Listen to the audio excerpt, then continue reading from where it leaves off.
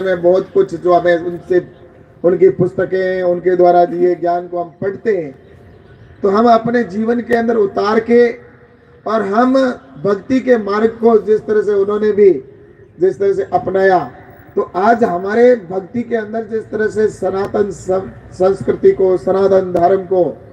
ये भी मैं कहना चाहता हूं कि जिस तरह से कई हमारे युवा भटकने की दिशा में जा रहे हैं जो भटक रहे हैं उनको भी हमें घर लाने की आवश्यकता है क्योंकि युवा का जो खून होता है वो मुझे लगता है कि कहीं न कहीं गर्म खून होता है जोश होता है और जोश के अंदर युवा है वो जो अगर सही दिशा के अंदर चला जाता है सही रास्ते को अगर पकड़ लेता है तो वह युवा आगे निकल जाता है वो चाहे वो प्रशासनिक क्षेत्र में हो चाहे वो राजनीतिक क्षेत्र में हो चाहे सामाजिक क्षेत्र में हो चाहे वो अपने जीवन के अंदर हो चाहे वो किसी भी क्षेत्र के अंदर हो अगर सही समय पर युवा ने अगर सही रास्ता अपना लिया तो वह युवा आगे बढ़ेगा समाज को भी दिशा देगा देश को भी आगे बढ़ाने का काम करेगा और वही युवा अगर जब उसका वो समय होता है जिस समय उसके जीवन के अंदर वो उस चौराहे के ऊपर खड़ा होता है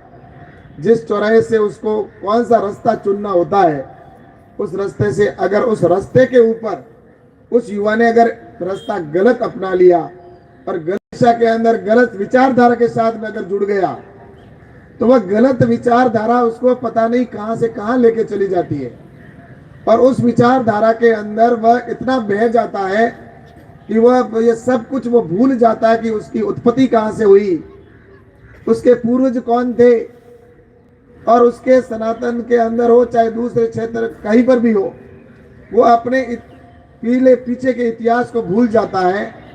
और भूलने के बाद वो जिस गलत दिशा के अंदर जाकर वो समाज के अंदर चाहे वो काम करने का हो चाहे सामाजिक कार्य हो तो ऐसी स्थिति के अंदर मुझे ये जरूर कहना